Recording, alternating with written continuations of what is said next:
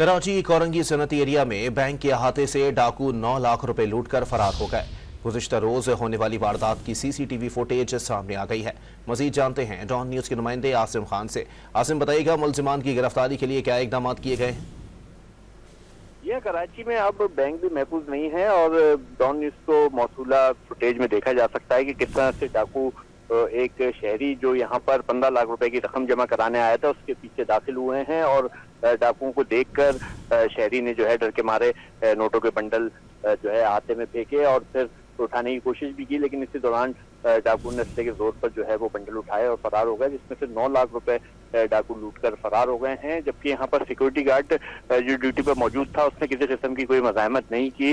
जब डाकू फरार हो गए तो अंदर से एक सिक्योरिटी गार्ड आया जिसने फायरिंग की, लेकिन जब तक डाकू फरार हो गए थे पुलिस ने वाक़े का मुकदमा दर्ज कर लिया है। ताहाल मुल्जिमान अब तक गिरफ्तार नहीं किए जा। बहुत शुक्रिया आसिम खान अपडेट करने के लिए।